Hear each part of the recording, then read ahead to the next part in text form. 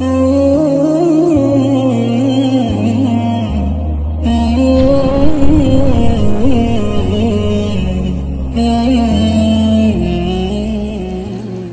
আলাইকুম রহমতুল্লাহি ওয়া বারাকাতুহু।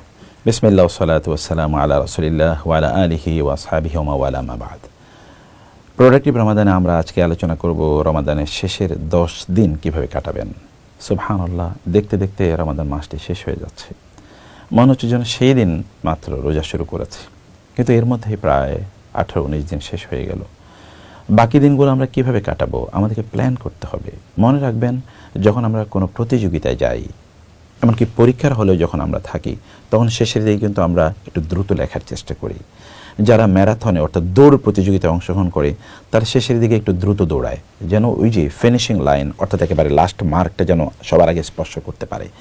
শেষের দিকে আপনি যদি ঘুমিয়ে পড়েন অথবা আপনি ক্লান্ত হয়ে অবসাদগ্রস্ত হয়ে যদি আপনি শুয়ে পড়েন, তাহলে কিন্তু আপনি বিজয়ী হতে পারবেন না।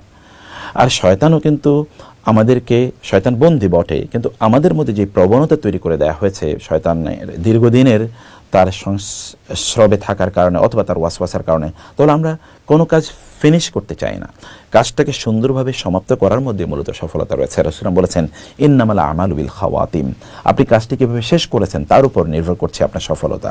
মোস্ট অফ দ্য পিপল তারা কাজ শেষ করে না, তারা কাজ অর্ধেক করে অথবা ধরো 90% করে, বাকি কাজটা তারা করে না, এবং এই কারণে তারা ব্যর্থ হয়। আমাদের রমাদানের শেষের দিবসগুলোর দিকে একবার চিন্তা করে দেখেন তো, সেখানে কি আছে?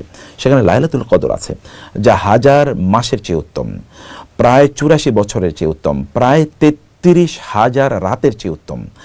শুধু 33,000 রাত না, আমরা কি কেউ 33,000 রাত একাধারে আবাদত করতে পারবো? একাধারে 84 বছর আবাদত করতে পারবো? একাধারে 1000 মাস আবাদত করতে পারবো? যদি করতেও পারি, তার চেয়ে অনেক বেশি উত্তম। কি অসাধারণ, তাই না?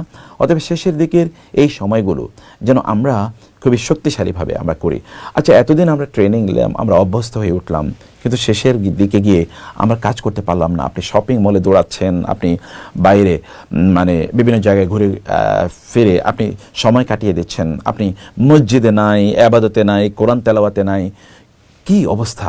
শেষের অবস্থাতে বোঝায়, আমরা ইংরেজিতে বলি all good that ends good, যেটি শেষ ভালো যার সব ভালো তার। আমরা এটাও তো বাংলায় বলি, ইংরেজিতেও বলি, তাই না? তো আপনার শেষ যদি ভালো না হয়, তাহলে আপনি কীভাবে ভালো হয়েছে বলে প্রত্যাশা করেন? আর আগের আবাদতগুলো কবুল হবে কিনা তা কিন্তু শেষের আবাদতের উপর নির্ভর করে, এন্ডিং এর উপর নির্ভর করে। যেমন একজন লোক, যেমন ধরুন তিনি সারা বছর সারা জীবন ধরে তিনি ভালো আমল করেছেন, কিন্তু শেষের দিকে তিনি মুশরিক হয়ে গেছেন, মুরতাদ হয়ে গেছেন, তাহলে কি আপনি বলবেন আগে যেহেতু ভালো কাজ করেছে তিনি মুক্তি পেয়ে যাবেন? নো, হবে না তো। কোন একজন ছাত্র সারা বছর তিনি ক্লাস করেছেন, কিন্তু পরীক্ষা হলে গিয়ে নকল করেছেন। একজন বলবে যেহেতু সে ক্লাস করেছে তাহলে নকল করলে কোনো সমস্যা নেই, ঠিক আছে, তাকে আমরা ফার্স্ট বানিয়ে দিই অথবা তাকে পাস করিয়ে দিই। নো, তাকে এক্সপেল করা হবে, তাই না? সে কারণে আপনার শেষে কি করছেন, দ্যাট ইজ ভেরি ইম্পর্ট্যান্ট, খুবই গুরুত্বপূর্ণ এটি। আমরা শেষের দিকেই চলে এসেছি, অতএব এই সময় যেন আমাদের সর্বোত্তম সময়গুলো আমরা কাটাতে পারি, তা করতে হবে। রাসূল সাল্লাল্লাহু আলাইহি ওয়াসাল্লাম কি করেছেন? রাসূল সাল্লাল্লাহু আলাইহি ওয়াসাল্লামের অতীতের এবং পরের সকল গুণ আল্লাহ মাফ করে দিয়েছেন, কিন্তু তারপরেও রাসূল সাল্লাল্লাহু আলাইহি ওয়াসাল্লাম যখন রমাদানের শেষের দশক আসতো, লাস্ট 10 দিন রাসূল সাল্লাল্লাহু আলাইহি ওয়াসাল্লাম করতেন, যেটি সহিহুল বুখারী হাদিসে এরকম এসছে যে তিনি ইয়াস্তাহিদু ফি আল আশরিল আখির মিন রমাদান মা লা ইয়াস্তাহিদু ফি গায়রিহি।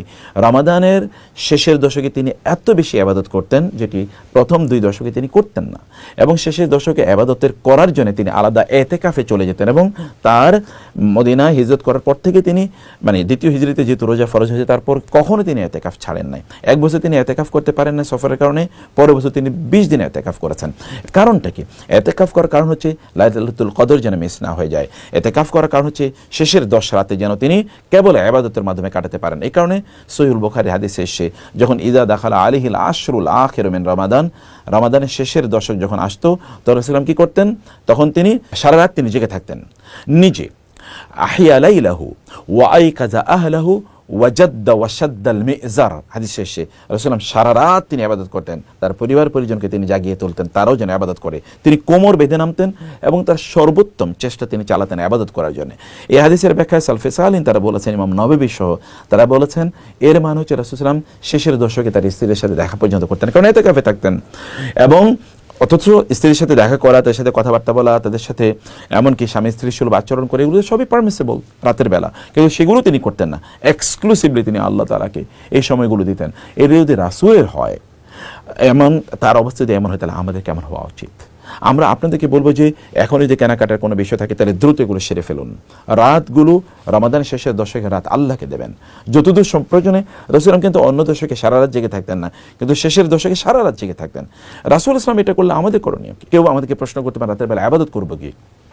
আপনার কাছে যে আবাদতটি সবচেয়ে ভালো লাগে, যদি আপনার নামাজ পড়তে ভালো লাগে নামাজ পড়ুন, কোরআন তেলাওয়াত করতে ভালো লাগে কোরআন তেলাওয়াত করুন, দুরূদ পড়তে ভালো লাগে দুরূদ পড়ুন, ইস্তেগফার করতে ভালো লাগে ইস্তেগফার করুন, আপনার তাসবিহ তাহলিল করলে পড়তে ভালো লাগলে তা করুন, আপনার দোয়া করতে ভালো লাগলে তা করুন। যেইটা আপনার ভালো লাগে, যে আবাদতটি আপনার ভালো লাগে সেই আবাদতটি আপনি করুন। কিন্তু সময় নষ্ট করবেন না, বাজারে ঘুরে সময় নষ্ট করবেন না, শপিং মলে ঘুরে সময় নষ্ট করবেন না, আড্ডা দিয়ে সময় নষ্ট করবেন না।